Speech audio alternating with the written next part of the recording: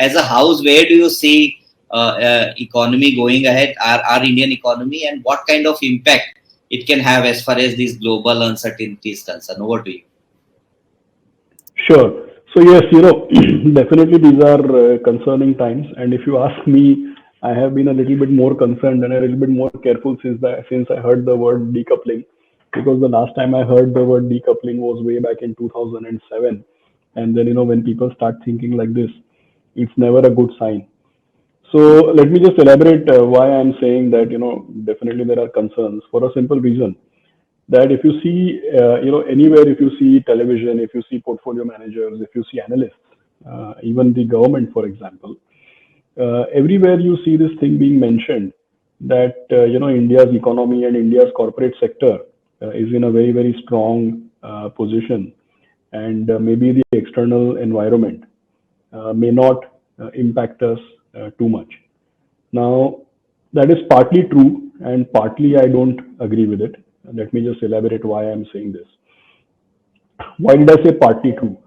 The reason is because, when it comes to the economy or when it comes to corporate performance, you can pick up region by region, geography by geography, company by company, sector by sector, and you can analyze that, what is the impact, or, if the European economy is going through energy crisis, if the US is going through, bouts of rate hikes, which will eventually result in a slowdown. So if Europe is in a energy crisis, if US is going to slow down, what is the impact of these things on different sectors, different companies? All of this one can, check data, and one can, analyze that who is exposed to what. So when it comes to economy or corporate sector, you can have a proper mathematical or scientific discussion as to how much is the correlation, or is it isolated, is it correlated? You can do all that.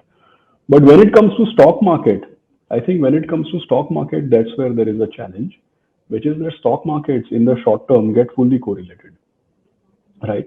So let me give an example.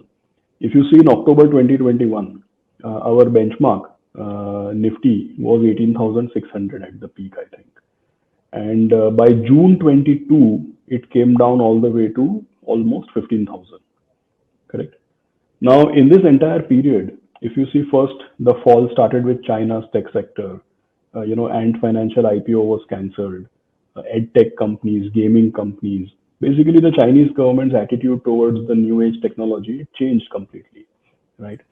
So China tech sector fell, US tech sector as a result of that declined. Then there was a war in Ukraine, then energy prices, oil, commodities, then inflation.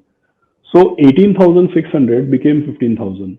And all the reasons that were given to us, we know about it. But during this period, India's economy didn't do badly, or India's corporate sector didn't really do badly. And even after that, the earnings downgrades have been barely in the range of 5 to 10%. It's not some dramatic decline of the expected earnings. At least as of yet, we have not seen that. So what does that tell you?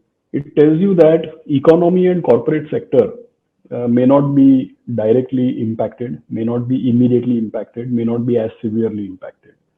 But stock market gets correlated. So today where we are, if you see where are we today, you can see that China, of course, now there is this whole new thing which is happening. But the point is that China has a real estate crisis.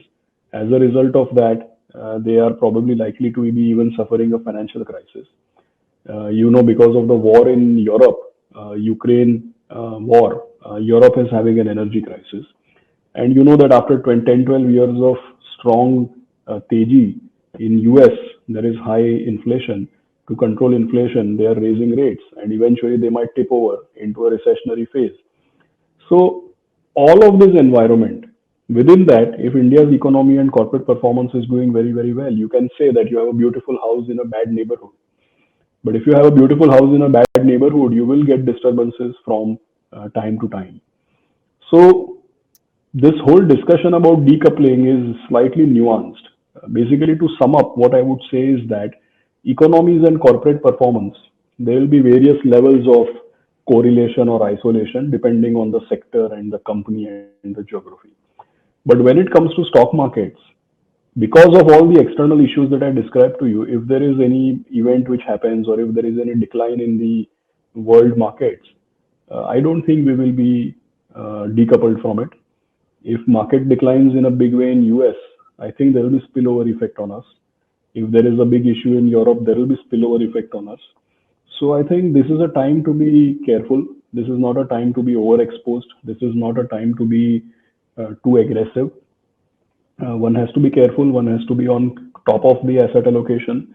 And if people are there who cannot tolerate volatility, then they better be conservative. Right. So those who cannot handle these sort of volatility, it's a time for them to be in sidelines. But I think the bulk of the money is made. I mean, when knowing the fact that there is uncertainty, Ashish,